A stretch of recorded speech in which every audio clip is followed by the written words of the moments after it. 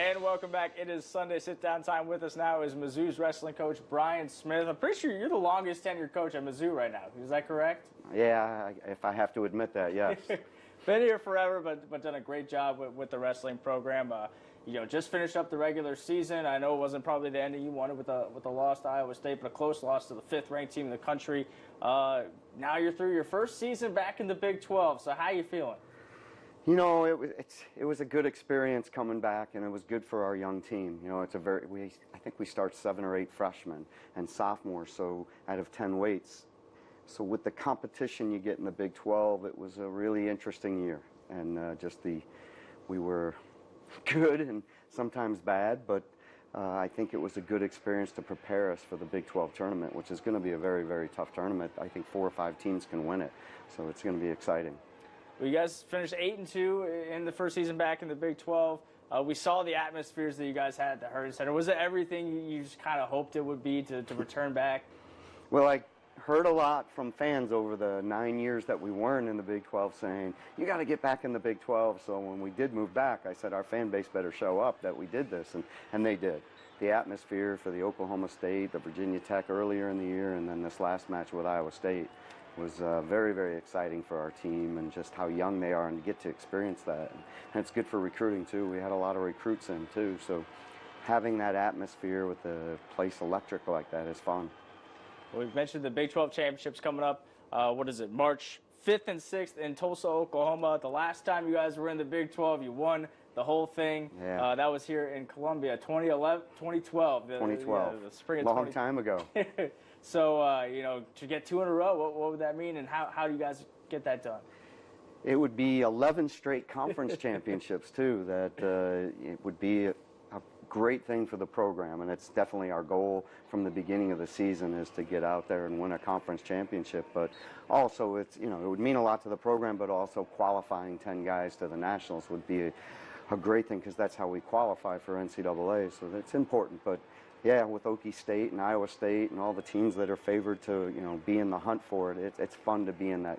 They're expecting 7,000 to 8,000 at the arena, so it'll be a fun experience for our team and prepare them for what they're going to go into Detroit with, 14, 15, 16,000, whatever Detroit arena holds.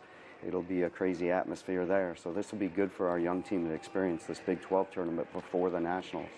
Well, you mentioned the NCAA Championships coming right up. The goal is to get 10 wrestlers there. In your opinion right now, do you feel like you're at that point where that can happen? We definitely will qualify probably 9 spots to the conference, and then you have to go earn them. 133 will be the one that'll be the test that we're going to have to pull some upsets, but our 33-pounders have been right in the matches, so we're going to have to, they got to have a good weekend to make that happen, but it's not it wouldn't be something that's extraordinary to happen. They have that talent to do it.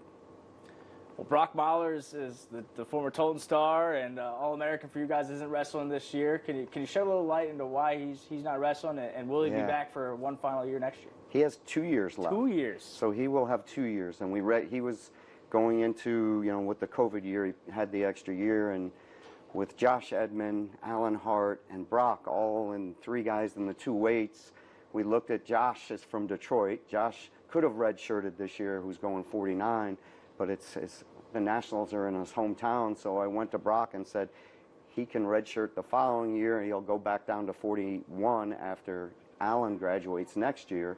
So he'll redshirt next year, Josh, and Brock is redshirting this year. Brock will then be able to compete in Kansas City in 2 years when it comes back home. So that'll be fun. And he looked at that. He's training freestyle, doing a lot of competitions, spent some time at the Olympic Training Center, and just growing as a wrestler. But we're expecting him to come back next year and win it at 49. As a coach, not many coaches can pull something like that, to have that kind of flexibility. That must feel pretty good. It is. It's hard to, it wasn't easy, but they bought in and they want to win an NCAA team title. And when you look at the young team that we have, they're kind of growing up as Brock's waiting for them.